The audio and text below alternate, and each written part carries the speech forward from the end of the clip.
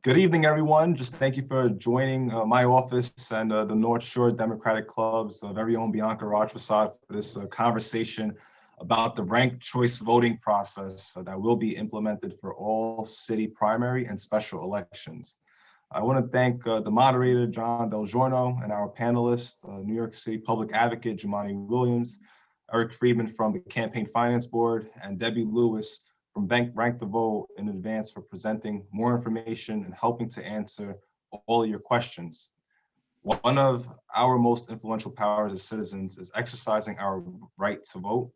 With this also comes a power of civic responsibility to be informed of how the new voting process works. So I'm glad we were able to host this event and have a wealth of knowledge on our panel. And now I'd like to turn it over to Bianca for a few words. Thank you, Assemblyman. And I just want to echo what Assemblyman Fall just said.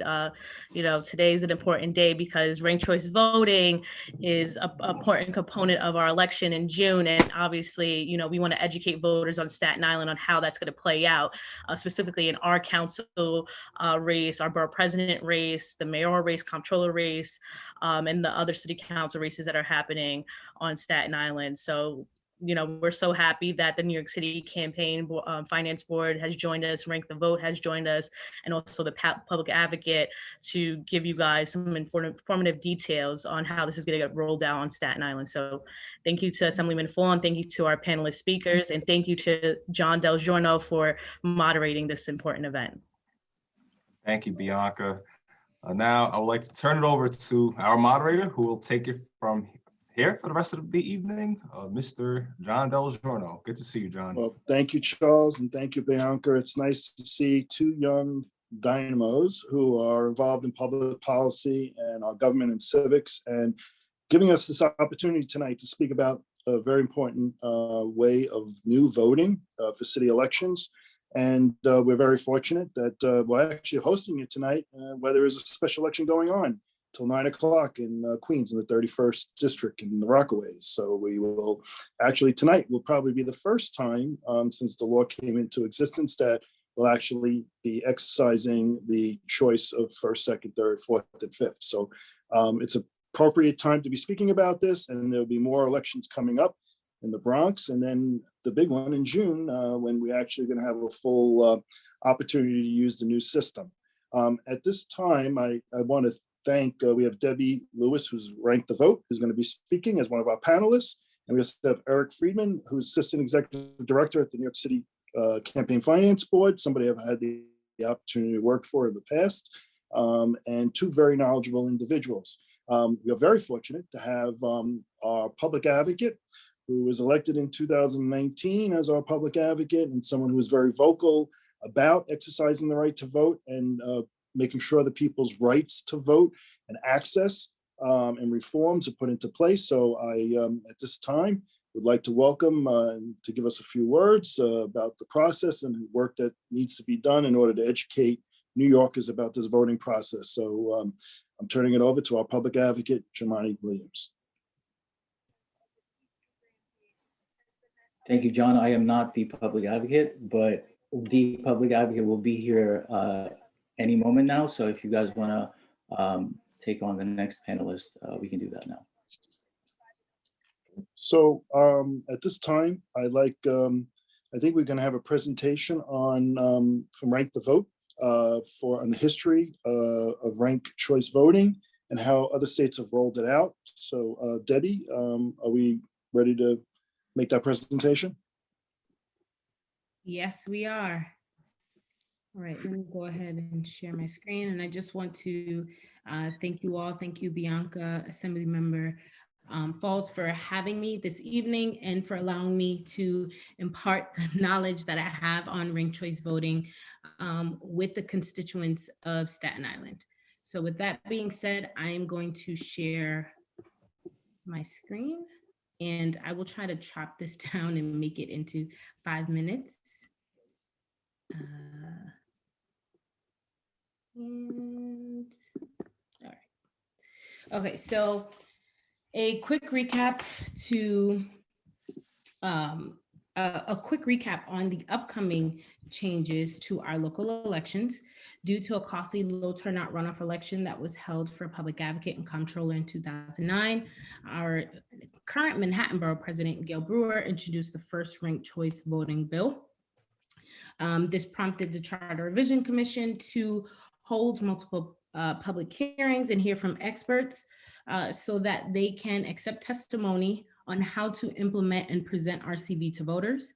In 2019, Charter Revision Commission put RCV before voters, and it passed with nearly 75% of the vote.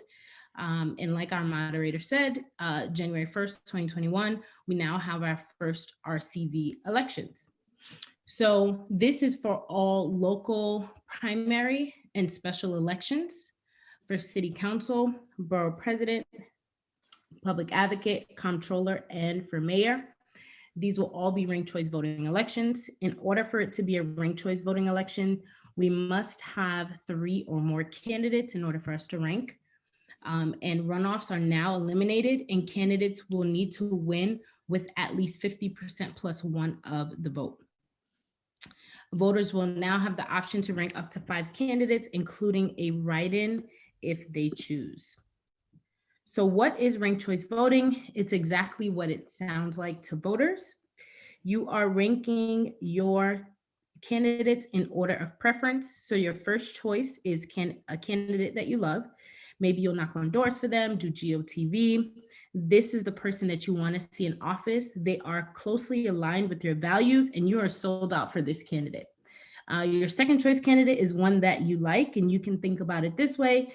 If your first choice candidate had to call off their campaign tomorrow and you still want to participate in the election, you will have backups. So your second, third, fourth, and fifth choices can serve as backups. Let me see if this plays. There we go. All right, so I'm just going to play a short video. This is from our friends in Santa Fe, and they have a Rcv Explainer video. Let's see if I can play this for you all. Hi. There we go. Let's give it a shot.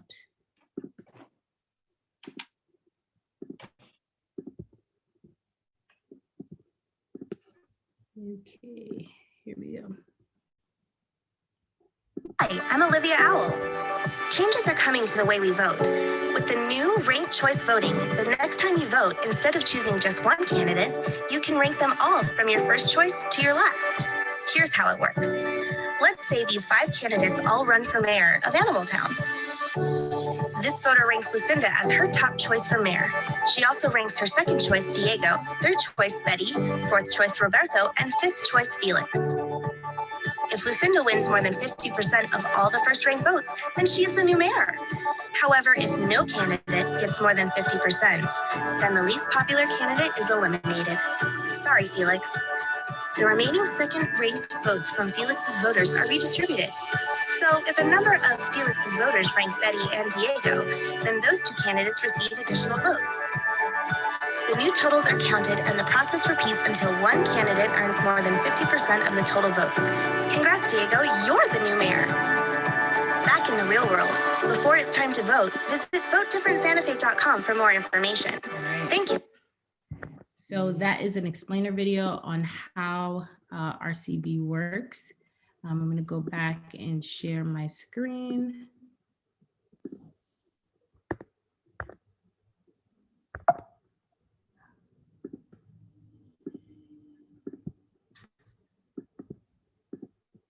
Awesome. All right, so this is a sample ballot. Looks a little small here, but pretty much for each seat, you will see the name of that for that particular race. So this top part is for mayor. The next part is public advocate, comptroller, council member. What I like to tell everyone is to ensure that you are reading, you're not rushing through this, and you go through your rows and through your columns. So we'll talk about the counting of rounds during Q&A because I know we may have some questions about that. But why should voters use their rankings? Well, more choice and more power. And even if your favorite candidate doesn't win, you still have a say in who's elected. You can vote your conscience without worrying that you're wasting your vote. So even if you decide to have other rankings, okay, you're sold out for your number one, but you decide to rank 2 or 3, or even all the way to 5, it does not hurt your favorite candidate. So some frequently asked questions that we usually get. How many candidates do I rank? You can rank up to 5 candidates, as many or as few as you would like. Do I have to use all 5 rankings? No, you do not. But like I mentioned before, your ranked choice ballot will work as hard for you as long as it can. But if your first choice is eliminated and you haven't ranked anyone else, there is no one left on your ballot. And so your ballot would be exhausted. Can I rank a candidate more than once? It actually does not help your favorite candidate to rank them more than once. So if you do this in person, your ballot will be invalidated and the machine will actually kick it back, and you have an additional 2 ballots that you can request to correct the mistakes that you made.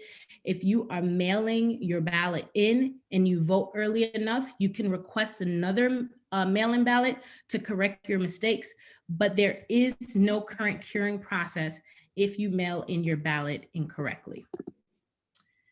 Does it hurt my favorite candidate to have a second choice? No, it does not. We will only look like, BOE will only look at your second choice if your first choice is eliminated. So almost done here. I like to share this because right now we are in the middle of a pandemic. And so if you only have 30 seconds or a minute or less to talk to someone, you're wearing a mask, and going through everything we just spoke about may be a bit much. These are the fundamentals that you can share with anyone to explain what ranked choice voting is. So starting in 2021, New York City voters will have the option to rank their top 5 candidates in our local primary and special elections for mayor, comptroller, public advocate, borough president, and city council. If voters still want to vote for just one candidate, they still can. So the why, Rcv equals more power for voters. And by ranking, voters do not need to worry about wasting their vote, accidentally helping elect someone that they don't support, by splitting the vote, or with someone being elected with less than a majority. And we know that about 51% of the time, candidates here in New York City are elected with less than 50% of the vote. And that's plurality, and it's actually not healthy for our democracy, especially if we have high turnout elections. So this is our contact information. Should you know a group that would like to request a training, you can send an email to info@rankthevotenyc.org. You can tag us on social media at rankthevotenyc. And we also have all of our materials translated in 13 different languages on our website. And we also have an explainer video that we are working on that will be released in about a week or so. And all of our material can be co-branded. If an organization would like to use it, just let us know. We can send you those files so that you can co-brand it. All right. I hope I did not go over my time. You're right on target, Debbie. Thank you. Awesome. At this time, is the public advocate available to give us? Hello? Yep. Hey, there he is. Jumaane, welcome. Hey, peace and blessings, everyone. How are you? I can't really see who's talking, but. It's Jon Del Giorno. I'm the moderator, and Okay. gave you praise earlier, so it's all yours. Oh, I appreciate it. Well, thank you, John, and the Assemblyman Fall, and Bianca, and North Shore Democratic Club, and everybody who's here today. And thank you, Debbie and Rank the Vote, for that awesome presentation of ranked choice voting. I just wanted to lend, my office and myself personally in the belief of ranked choice voting. I'm excited that it's here. I think people have a healthy bit of skepticism about it. And, anytime there's going to be a new system, I think that always occurs. But what we tend to find out is most of our worst fears don't actually come true. So we want to make sure we implement it with as much resources, information that we can get out there. And I think that's the purpose of events like tonight. I'm excited because, as was said, I really believe it gives and increases the power of the vote. One person, one vote. But this increases that power exponentially. I've been elected a few times to more than one office. And each of those times, I got to tell you, it was a very small plurality of people who actually elected me. And as much as elected officials kind of don't you talk about that part of it, it's true. And so 25%, 30-something% of the people had a voice in this. Ranked choice voting increases that a lot, so that at least there's much more people who are deciding who's going to be elected. I think it also allows people voices, diverse voices, to have a shot. We've seen in other places that it increases the diversity of people who are elected. Here in New York City, that can represent many different things. Of course, the normal types of diversity, but it can also represent the voice, diversity of thought. There's a lot of folks who have interesting thoughts and creative ideas of how to make government better, but because of the way our system is set up, it's difficult to break in there. And I think ranked choice voting will allow people to really have more creative voices that have an opportunity to become elected officials.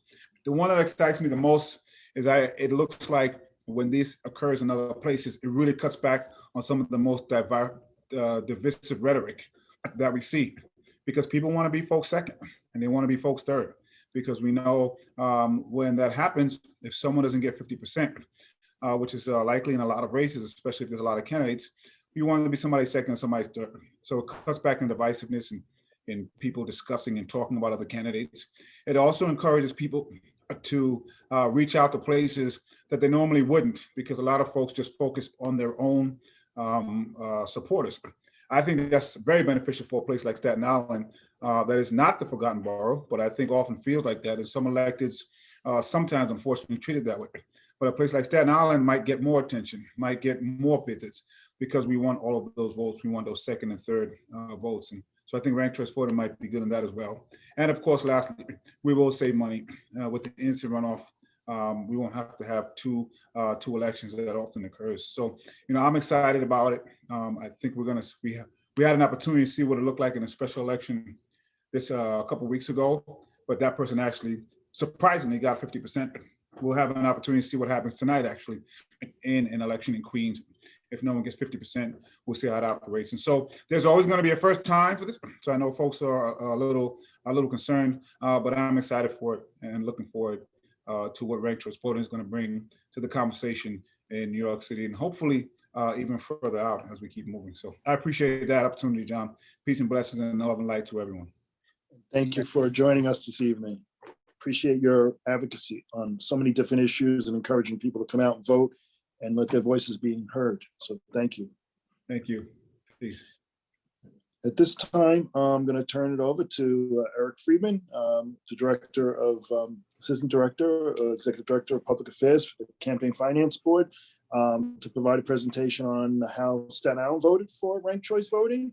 In addition, provide some ballot examples and how the system works. So Eric, it's your turn up, and we appreciate your expertise in this area and the work you do at the Campaign Finance Board.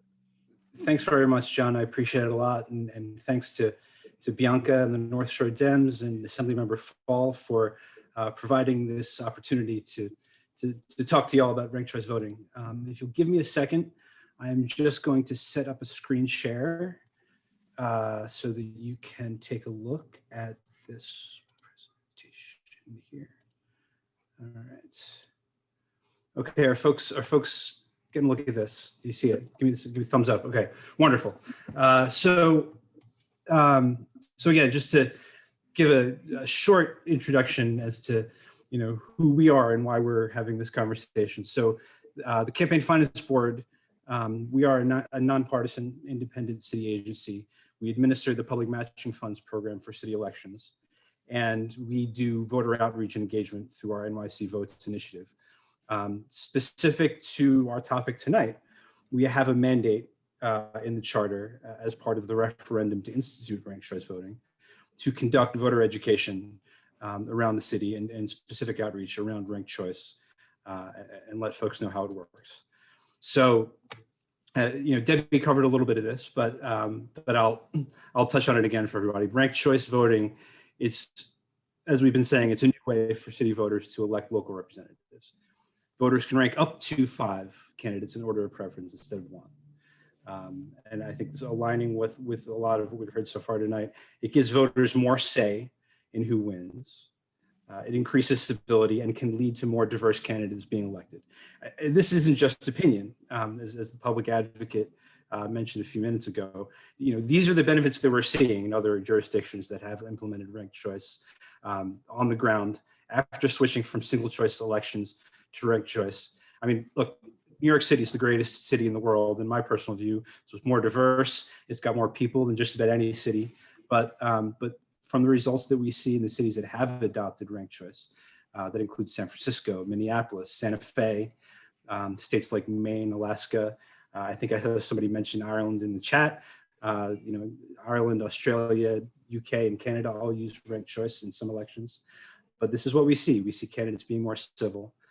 We see voters having more opportunities for their vote to count for the winning candidate. And it can lead to more diverse candidates being elected. So I was asked to talk a little bit about how ranked choice got to New York City and how Staten Island showed up in that conversation.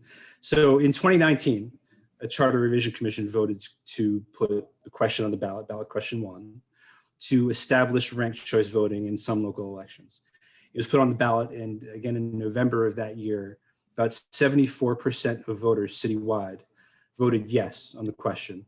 And so it's important, we think it's important to mention this as we talk to voters about ranked choice voting, because it's important to know that this is a reform effort that came from the voters. It wasn't something that was kind of imposed on us by a court or by elected officials. This was a change that the voters themselves approved.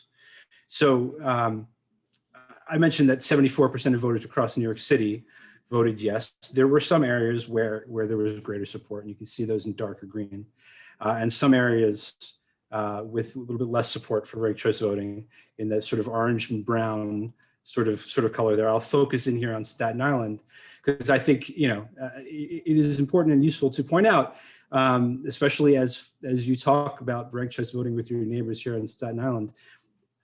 It is possible you'll encounter some skepticism because on much of the island, the majority of voters did not support ranked choice. You can see the green majority up here on the North Shore, but I think it is useful to know that it's a reform supported by the voters, and it's useful to know where around the city folks may not have been quite as supportive, but.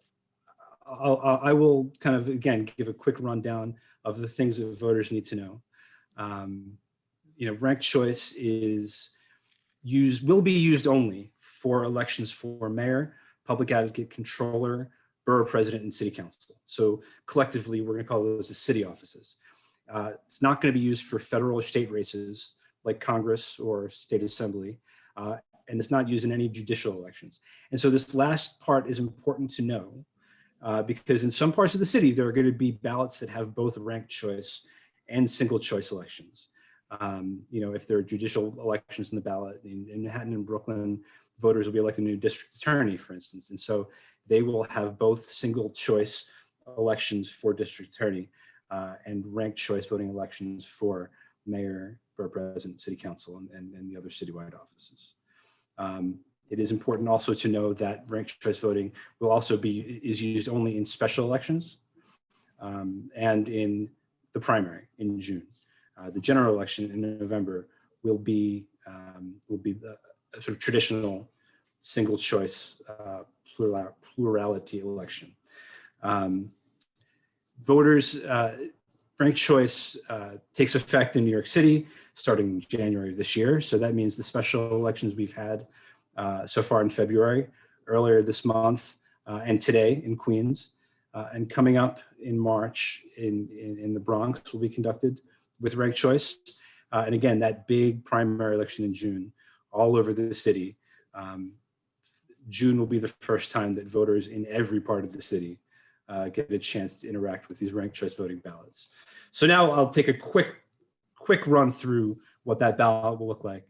And I think, like Debbie, we'll maybe leave some of the talk about the counting till the end, but I think there's a couple of things about how the ballot works that I wanted to make sure to cover up front.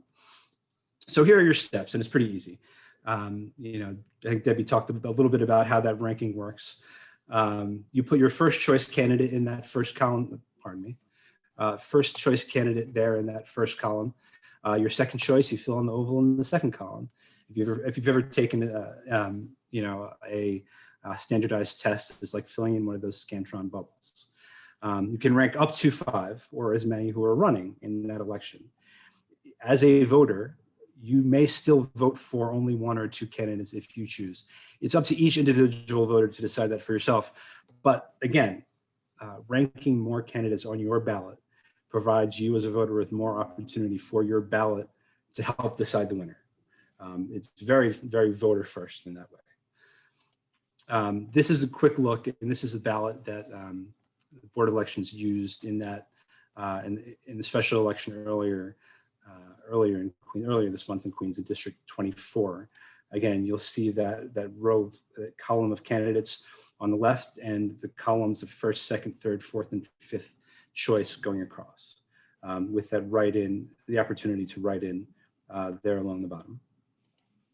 So there are a couple of pitfalls I think it's important to kind of lift up and make sure that voters know about. The first is overvoting. You don't want to give multiple candidates the same rank. You can see on this example, this voter has ranked candidate B and candidate C, both in that first choice column. So, you know, so it's not clear which candidate this voter intended to rank first. And so this can invalidate your ballot. And again, I think Debbie mentioned this. So if you're at a poll site and you put this ballot into the scanner, it'll kick it back to you. And you'll get a couple of opportunities, 2 more opportunities to fill out a new ballot and get it right. But if you are voting from home by mail, and we know a lot of people are going to continue using absentee balloting this year, you're not going to get that instant feedback. And so it's really important to help voters understand the potential pitfalls of overvoting and avoid it so we can make sure that your ballot counts. The next is duplicate ranking, giving the same candidate multiple ranks. So in this example, the voter whose ballot this is ranked candidate B first, second, third, fourth, and fifth. Now, this isn't going to invalidate your ballot, but it's basically the same as just voting once for candidate B in that first rank. There is no benefit whatsoever to ranking your favorite candidate more than once. You know, in doing so, you're depriving yourself of the opportunity for your ballot to count if candidate B is eliminated through that rounds of counting. And so just to talk very briefly about some of the work that we're doing at CFB through our NYC Votes Initiative, one of the things that we're doing, and I'll just give a quick pitch, we're hosting training sessions for those who want to go out into their own communities and help voters understand how ranked choice voting works. You know, we have a really in-depth hour-long training to cover these topics in much more detail. And so we invite any and all of you who are interested in more information, you know, developing some deeper expertise on ranked choice voting to join us for one of our train the trainer sessions. This link, here is the link you can see on your screen, provide you with this presentation at the end so you can have it afterwards. But we run those twice a week, Wednesdays around lunchtime and Thursday evenings. So please, if you are all interested, sign up and take the plunge if you want to spend an hour and do a deep dive into ranked choice. We have some great resources on our website, which you can access through voting.nyc and on our social media platforms. And I'll just give a quick shout out to the Board of Elections. Their website has some great background on ranked choice voting as well. They've got an explainer video up that they've created. They've got some in-depth information on using the ballot marking devices, because that'll work a little bit differently for ranked choice voting too. So for voters who use those ballot marking devices, there's information available through the Board of Elections website at vote.nyc. I will stop here with my contact info. You can reach out to me directly if you have questions. And with that, I'll hand it back to you, John. And you know, if folks do want to get into the vote counting, happy to do that. Eric, thank you. Eric, actually going to open up for questions now. And one of the questions I have that's been asked is what outreach is being conducted to 3 groups: senior citizens, limited English speaking New Yorkers, voters, and also first time voters. 3 particular voting groups that very often do have difficulty in change or unfamiliar territory on voting process. So that's a good question, and I think you're absolutely right to point out that it's some of the voters who've been kind of voting the old way, that traditional single choice way, the longest, for whom that change is a little bit more, at least in our discussions, in our research, has shown that they have a little bit more difficult time adopting it. You know, we are working with Department for the Aging. You know, they're one of our partners. You know, part of our work is to conduct outreach through, you know, a couple dozen city agencies that are mandated to provide voter registration services. And so we are, Department of Aging is one of those, and we're like helping provide information, helping them provide information on ranked choice voting to their clients. You know, there's legislation that the council approved earlier this year, which is, you know, mandates the creation of large print materials, specifically targeting kind of older voters, that we will be producing and printing and sharing later out in the year. You know, I will just kind of add generally, you know, as we get closer to the June election, you know, we have our voter guide, which is, you know, it's certainly online, but is printed and mailed to every household of the registered voter in advance of those primary elections, which is a valuable resource, not just for that population, for all voters. That will have a lot of detailed information about ranked choice voting. It will be structured in a way, it provides information on all the candidates on the ballot, but it'll be structured in a way that really helps and supports people in making that ranking decision. You know, in terms of folks with limited English proficiency, you know, our materials are translated into the Voting Rights Act languages. And so those are Spanish for all over the city, in addition to Chinese, Korean, and Bengali in other parts, specific parts of the city. And so we are working with Mayor's Office and their Democracy NYC initiative and the Office of Immigrant Affairs to translate our materials into additional languages. I know Debbie mentioned that they have materials available in languages beyond those Voting Rights Act languages as well. You know, as we ramp up our outreach, you know, especially getting ready for those special elections up in the Bronx, we're going to begin conducting our train the trainer trainings in Spanish with a look at those the special elections coming up in March, but we'll be expanding access to those as we move closer to the June election.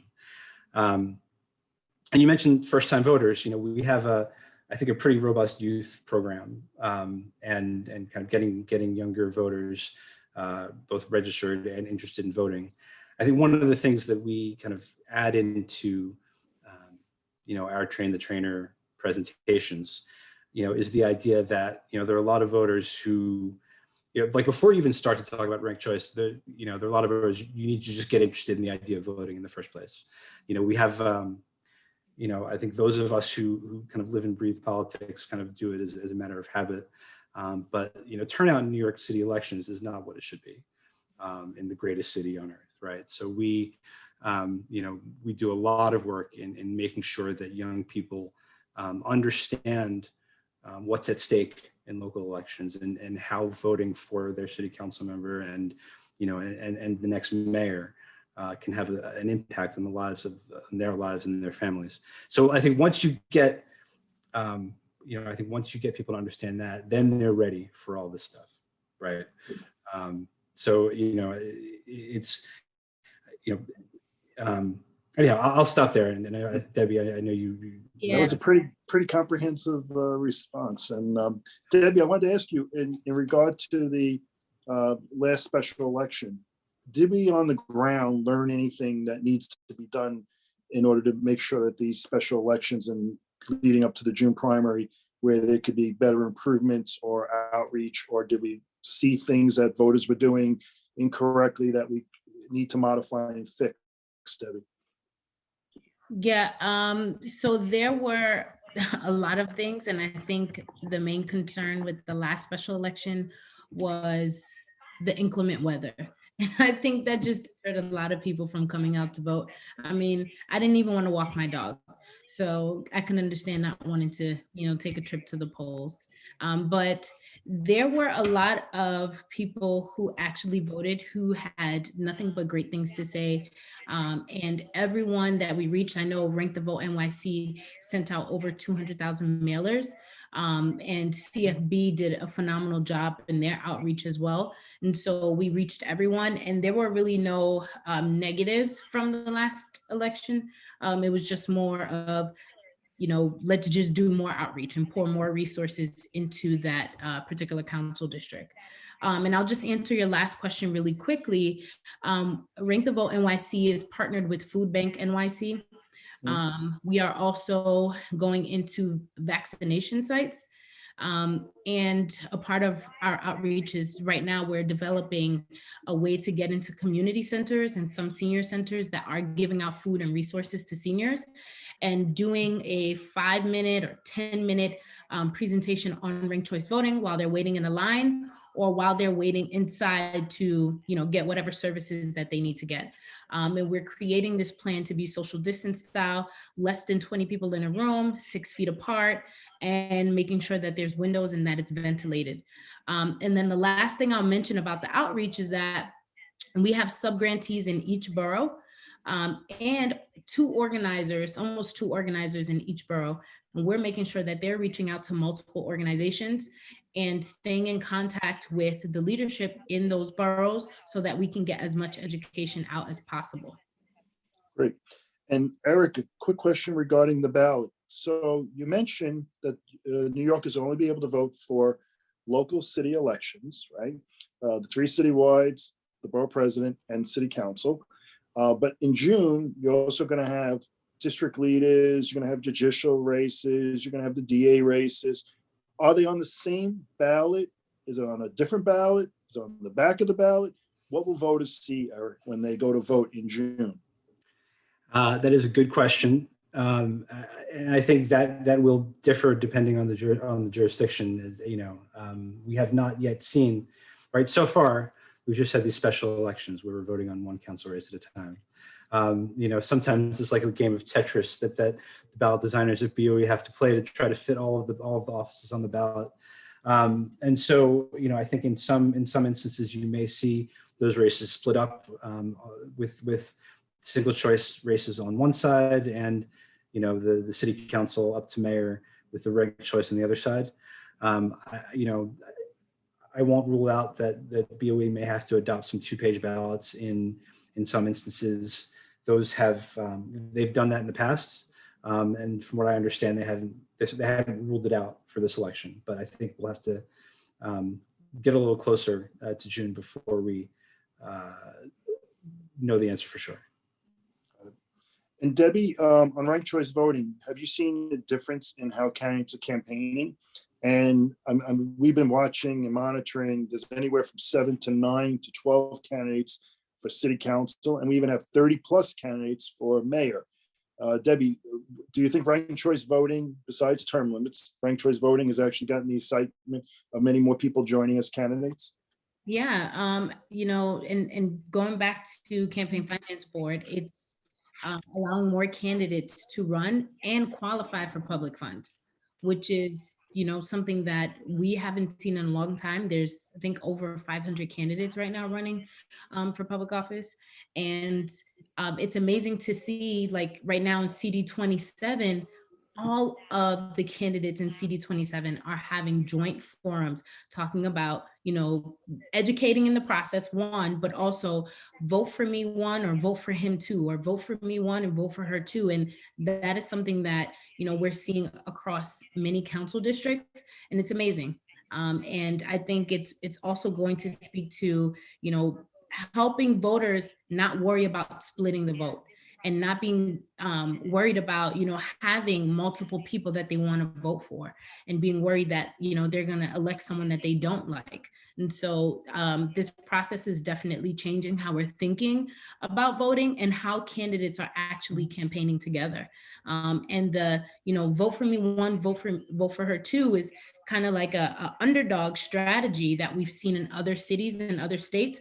But what's happening now in New York City is that some of these council districts, it's not even an underdog strategy. It's just more of a camaraderie and making sure that they're helping the constituencies understand more of the process. And Eric, a quick question regarding filling out the ballot. In my days at the Board of Elections, our biggest challenge was getting voters to make sure that they pick the choice that they want. In this case, you have to fill in the oval. What happens if they put an X, check mark, or dot? What could be done to encourage people to fill out the ballot properly so they don't have a spoiled ballot, even though they have the opportunity to fix their ballot and correct it? But what could we do in your trainings, and also I know, with the groups out there, to ensure that people are filling out their ballots properly, as if they were doing a lottery ticket? Yeah, I think it's a really good point, and I think all of our materials, and these are the presentations we're giving here. We have an explainer video that we're working on that'll be available by the middle of March. All of it includes images of the ballot, kind of a mock-up of the ballot layout, like you saw in the slides that I presented, along with those the kind of Scantron ovals for voters to fill out. Some of our basic materials on the ballot kind of have some of those counter examples that you mentioned, right? Don't use a check, don't use an X. And I think it is a really good, important reminder that even as we are all excited and talking about this new thing, kind of not to neglect the basics, right? Some of those new voters who we are trying to draw into this process. I think one of the things that we run into a lot when we talk to newer voters, we say, well, ranked choice voting is only for primary elections, not for the general. And you're also using it for specials. Well, what's a special election? What's a primary election?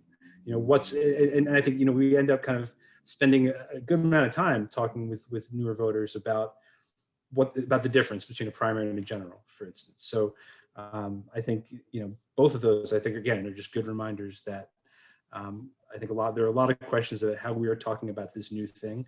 There are lots and lots of voters who just need reminders about those really just basic concepts that are going to help them make their voices heard at the ballot. Thank you. So at this time, for both our panelists, I think we're going to open it up to the audience. We have a number of questions, and we'll take it from there.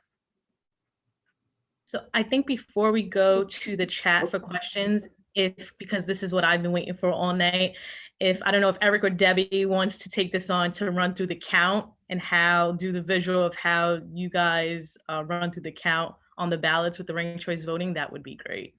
I'll let Eric do the count and I'll just support him if anything, but I think he'll do a good job at it. Okay, I will, if it's okay, I will kind of jump into a couple of slides because I think the visuals do a really nice job at kind of showing how this works. So do people see this? Yes. Okay, so the counting process is really simple. I think we mentioned the special election earlier this month in Queens, right? So that first round is simple. All those first choice votes are counted, and if a candidate receives more than 50% of those votes, they win, right? So in our example here, candidate B has 54% of the first choice vote, they win, end of story. However, if there's no candidate who gets that majority on the first choice on all the ballots, and you can see here as we move through this example, all four candidates are under 50% on that first choice. So then counting continues in rounds. In each round, the candidate with the fewest votes is eliminated. So I'll walk through a single voter's example ballot, as you can see here on the left. So the voter in this example ranked candidate D first. So in our example, candidate D also has the fewest number of votes in this first round with only 12%. So as we move through the count, candidate D is eliminated. So candidate D had 12% of the vote, and those voters who chose candidate D first have their vote moved to the next highest ranked candidate on each of their ballots. So for our example voter ranked candidate C second. So her vote's going to move to candidate C. But of course, not every voter has candidate C second. So some rank candidate B second, some rank candidate A second. And so those votes move to whoever was the next on those ballots. So as you'll see, as we move through it, this is going to increase the vote totals for candidate A, B, and C. Candidate A gained 4% up to 31. Candidate B gains 6% up to 45. Candidate C gains 2% up to 24. So I think you sort of see where this is going next. In each round, again, the candidate with the fewest number of votes is going to be eliminated. So in our example, our voter ranked candidate C second. Of those 3 candidates left, candidate C is now in last place with 24%. So candidate C is eliminated here. And those 24% of votes move to the next highest ranked candidate on each of those ballots. So in our example, for our example voter, candidate B is ranked third. And so her vote's going to move to candidate B. But not every voter ranked candidate B next. Some voters rank candidate A.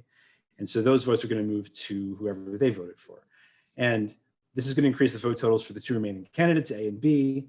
You have 2 candidates left. One of them has a majority, and candidate B is the winner. Now, this tabulation in June, all this tabulation is going to happen on a computer. For now, because there's some holdups with at the State Board of Elections, the BOE at the city level is doing it by hand. But as long as we've been voting on with the scanners, the election results have been added up by computers. So that part is not new. But so there is this kind of complexity that's added of the multiple rounds of shifting votes. Hopefully that part was clear, but I'm happy to walk through it again if folks have questions. I also dropped in the chat just a mock election that we've been running. So if you all just want to click on that link and just rank your favorite snacks, you'll be able to see how the mock election will show us how this will work in June. And I can just run that. It takes us little to no minutes to actually just calculate and tabulate that. And I can tell you before we jump off, or we can do it now. So Bianca, I'll yield to you and you let me know when we're ready to do that. Perfect. Either or. Oh. Do you want to do it? If you want, you could do it right now. Yeah, sure. Let me go ahead and share my screen.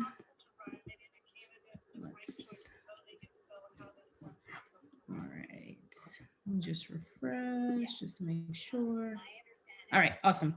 So this is how it will be done. We use this software to just pretty much help us run mock elections. And so if you see exhausted votes 0 in round 1, that means everyone voted. We need 180 votes to win the favorite snack. All right, and 359 people participated. There are 10 candidates. So in the first round, we see that fruit is leading with 70. In the bottom, PB&J is at 18. We see candy and pretzels also lines up there. And so there is no majority winner. So we have to go to round 2. But something very interesting happened when we go to round 2. We see something that we call batch eliminations, where it is mathematically impossible for a candidate to reach a majority. And so to simplify the counting process, although we count every single ballot, they will be batch eliminated together. So candy, pretzels, and peanut butter and jelly, these bottom 3 will be batch eliminated together. And so that leaves us with 7 candidates. Potato chips got some of the votes from candy, pretzels, and PB&J, and they kind of spread out through the rest of the 7 candidates. And we see 3 exhausted votes. And what that means is that there were 3 people who just ranked 1 and did not rank at all. And so we have to continue to use voters' ballots who ranked additional candidates so that we can get to a majority. So we can see who is going to be that majority winner. And so we go to round 3. And we see tortilla chips drops off, potato chips is in the lead. We continue to go through the round. We see that berries is eliminated, and everyone that voted for berries on their 4th round, they voted for fruit. And so that boosts fruit up a little bit. And so you'll kind of see that fruit and potato chips are kind of neck and neck through the rounds. Fruit continues to lead. There was 1 additional person, exhausted votes 4, that did not rank.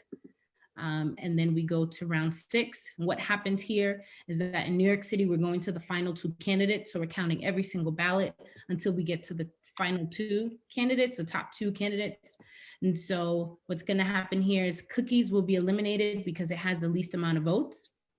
Fruit has 141, which is really close to 180, but potato chips has 103. So all the remaining 7th choice or 5th choice, so going to round 7, all those votes from cookies will be eliminated and redistributed to fruit and potato chips.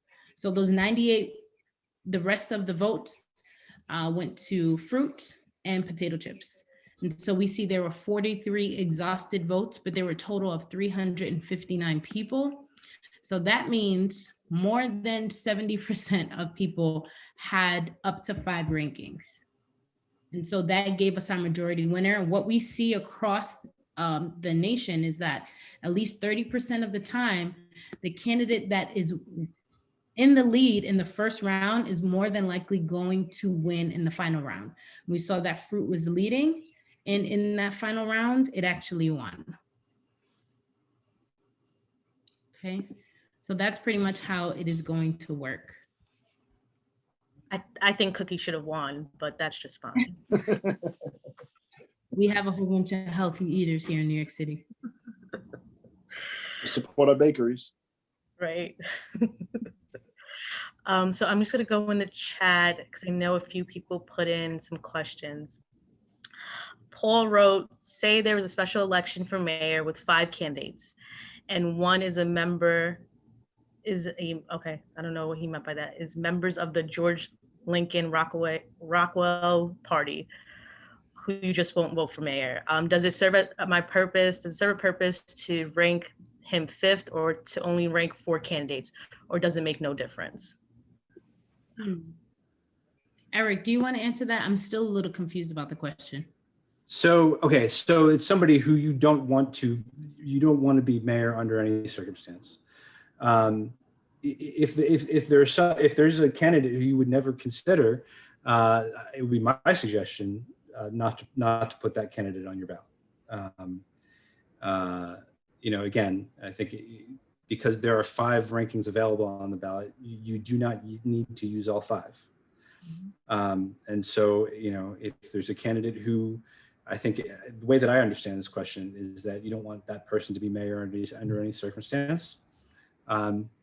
You're free to not to rank him, even if there are exactly 5 candidates in the race. Thank you. Michael Arvanites wrote, do you think ranked choice voting will increase or decrease drop off to local races in this upcoming June race? So did we see an increase, or do we have feedback and numbers in Queens? Do we know if there was an increase in voter turnout in Queens? Well, I would say special elections are always, just you can project, this is the amount of people that will come out, but you'll never really get that amount. Sometimes it's over, sometimes it's less. And so right now the voter turnout was less. And I really just say that's a special election, right? And so we have to think about that. Historically, special elections in New York City have low turnouts. So I wouldn't really use what happened in CD24 as a basis to measure anything. We need to see what CD31 looks like. We need to see what the other two in the Bronx look like. And then we can really look at June as a benchmark to say, did that increase voter participation or not? But historically, what we've seen, and we got this report from Fair Vote, is that 62% of the time, voter turnout increased 62%. And that's overall across Black voters, Asian voters, Hispanic voters, and people that identified as other.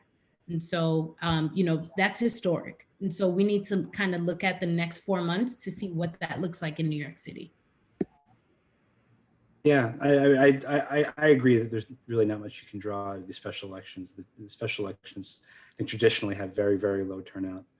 I think, my hope is that we're going to be talking enough about ranked choice so that it kind of increases awareness of those lower down ballot races as we get closer to June. Debbie mentioned earlier that historic number of candidates running for office. As we get, into the spring, folks start to get outside, there's going to be a lot of activity. So I am really hoping that, despite everything we've been through in the past 12 months, that in these primaries coming up, turnout will be high. Voters will turn out not just for mayor, but for those really, really important city council races as well. Okay, let me go back and chat. Will it take longer to vote on election day? And if so, are there protocols set in place to control lines on election day? Well, I don't know that there's anything about ranked choice that will create kind of longer lines on election day. I think an important part of this is training poll workers to ensure that they can answer questions if there are any at the poll sites. I think the thing to be, just the other thing to be aware of, and I think we all lived through this this past year, the counting, we do expect the count to take a while. That's a function of the volume of absentee ballots, not necessarily, anything to do with the ranking, which I think, as we described earlier, is kind of done by computer. It happens pretty fast. But I wouldn't say, I can't point to a reason why, related to ranked choice, why there would be longer waits to the poll sites. Perfect. And I think somebody just put in a question in the chat related to that. So how long would it take to announce a primary winner, even though the computer is basically automating the votes in the background? How long would it take to announce a winner with ranked choice voting? Again, I think, we are, I'll use this special election as an example. From what I understand, the counting of those absentee ballots, it will be more than a week before those ballots are opened, and the counting and the tabulating will begin. The data I saw, and I want to make sure I don't get this wrong, but I think the data I saw was March 10th when those ballots are opened, and the counting is going to start. And so I think once those absentee ballots are opened and looked at, the tabulation should happen pretty quickly. But Debbie, did I see you checking that fact checking me while I? Because I thought it was March 10th too, but we were on a call earlier and they said March 1st. Oh, okay. Yeah. Thank you for checking that. So it's March 1st, but I was just responding in the chat. I'll just say it out loud. The counting is instantaneous. So all the mail-in ballots and the early voting ballots are instantaneous. They go through a machine. It's the mail-in ballots that take time. And so someone asked that in the chat and I just wanted to verify. So it doesn't take us 7 steps to count. As soon as we put that ballot through the machine, we get a result right away. It's the mail-in ballots that take time. Great. And I think this kind of goes to the next question I'm going to ask, goes to what you plan on doing in terms of outreach to immigrant communities. I guess we have an attendee who is concerned with immigrants without adequate writing skills. Would this discourage them from voting? So I think maybe this ties into how you guys are conducting outreach to the immigrant community. Debbie, Eric, I don't know who wants to take that question. I'll let Eric take it. CFB is doing a phenomenal job with reaching underserved communities and second language speakers. So I'll let him speak to that a little bit. I appreciate that. Thank you, Debbie. I mean, like I think I mentioned earlier, we are starting a round of Spanish language trainings, and we're going to be focusing on the Bronx first, but certainly going to be making those available to folks all around the city. We, through our partnerships and outreach unit, are really working with organizations all over the city, especially and specifically in areas with high rates of naturalized citizens and lower turnout, to ensure that we have partners who can help us reach some of these harder to reach, and I think it's fair to say harder to reach immigrant communities where, as you mentioned, lack of kind of English proficiency can be a real barrier to voting. It's one of the things I think we see when we look at turnout patterns around the city, and I think there's certainly a concern that when you change the method of voting like this, that you need to make sure you are communicating to everybody, so that everybody can participate equally and take advantage of a reform that is really meant to ensure that every community has a voice. So, I'm happy to provide some more detail about it, about the organizations we're working with offline, and I wish I had the list up on my screen to read off to you. But it's, I'll call back to our colleagues at the mayor's office who are helping us, ensure through the Office of Immigrant Affairs, that are helping us ensure that our materials are going to be available, not just on our website, but in our printed materials to more folks in more languages. But Debbie, I know that you guys are kind of treading the same ground as well. So. Yeah, I think right now we're just really starting to do a little bit more with individuals who speak another language. So we are providing trainings in different languages, and that's all online. And we don't really have a plan yet for in-person, although we have an in-person plan just to provide presentations in English. We are working with partners who do want this information in other languages in person, but that's why we translated all of our material in 13 languages. We're currently working with faith-based organizations and clergy members to share this information with their constituencies so that we can make sure we reach everyone. And then, providing that we're at the food bank centers and the vaccination sites, that also helps us as well reach out to these, to reach out to people who speak other languages.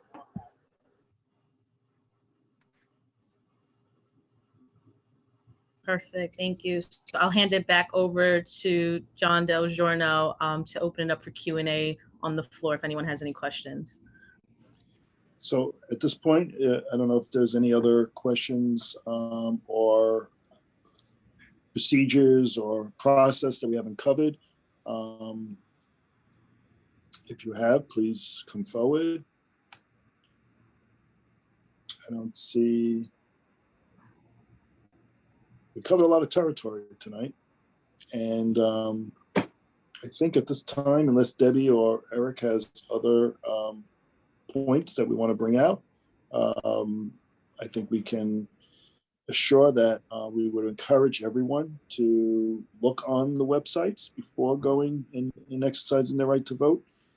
Back in June, encourage the excitement, whether you're whatever party you're in, as long as there's a primary for an election in your district. We encourage you to come and vote. We encourage you to try this new system. And I think it's very, very important that we continue educating folks right up to the primary election, and really show that exercise. Everyone wanted the opportunity to be able to choose multiple candidates. You have that opportunity. We have the opportunity to see a lot more people come forward to be candidates. And these local elections affect us every single day. I think on the screen, we're showing the websites to go to so that folks have the opportunity to get more information, participate.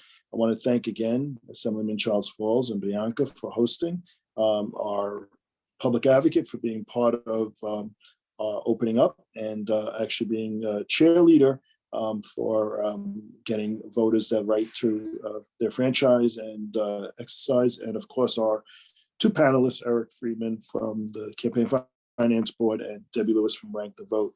I want to thank you all for participating tonight, and of course, everyone who joined us this evening. Thank you again. Thanks so much. Have a good evening. Be safe, Good everyone. night, everyone. Good night. Thank you.